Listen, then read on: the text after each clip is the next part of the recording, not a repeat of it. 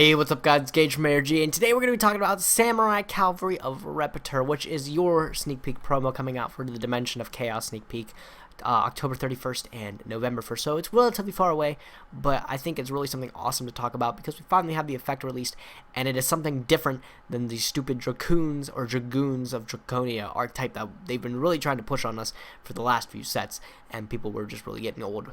And like they were making rares, ultra rares, and everything. It didn't make sense. So finally, to have something new and something really actually good, in my opinion, is a breath of fresh air. And let's take a look at it. Samurai Calvary of Reptier is a level 4, scale 3 Earth monster with no pendulum effect. However, it does have a monster effect of at the start of the damage step, if this card attacks an opponent's face-up monster that is not a pendulum monster, you can destroy that monster. This card is absolutely awesome for the many applications that it has with just a small simplistic effect. So if we look at it, several things we can notice. An 1800 1200 body is decent. Okay, it's good for attacking face with. It's a notable level 4 body. It's pretty basic if you ask me. It's like Strato's kind of level, but we don't really care about its attack and defense stats because we're not going to be attacking face with it that often. We're going to be attacking monsters with it, and the way it just deals with battle is amazing. So at the start of the damage step, so that's before this thing will go into damage calculation and be destroyed, you can destroy an opponent's monster that is not a pendulum monster. So this is pretty much anti-meta versus everything that is not a pendulum monster. So unless you're playing Cliff Forts, unless you're playing not Perform Mages, excuse me, that's not even a pendulum deck, unless you're playing Perform Pals or something weird right now, you're going to be in a pretty good position when you summon this card, because this card can literally deal with any threat on the board that's not impervious to destruction effects, because even if it's not targetable, you can destroy that monster because it's a non-targeting destruction effect. So I think that's a really notable thing to get around a whole bunch of threats, and it's just the thing that really brings this card together is probably one of the most simplistic things of the card, and that's that it's a pendulum monster. You know, a scale 3 pendulum monster, vanilla, no pendulum effect.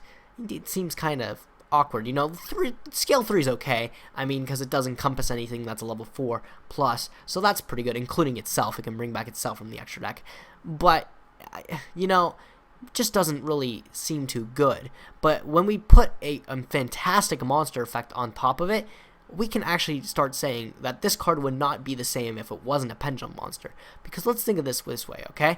So we're not going to be wanting to put this card in the pendulum scales. It's just not what we want to do. It just doesn't seem that fantastic. However, as a monster that gets sent back to the extra deck when it's destroyed, imagine this thing keep coming back and coming back and coming back. So unless your opponent's just straight up immune to this card, like they just don't flinch because they're playing a pendulum deck, they're going to have to keep dealing with this constant threat of having simplistic one-card monster removal over and over and over again. So if they're playing Necros or something and they don't Trish it because they're not playing in the Konami format, if they're playing in ARG format, this thing comes back and keeps getting rid of their board over and over again, depending on how many copies you have in the extra deck. You might just very much have a board clear every single turn if your opponent can't out it.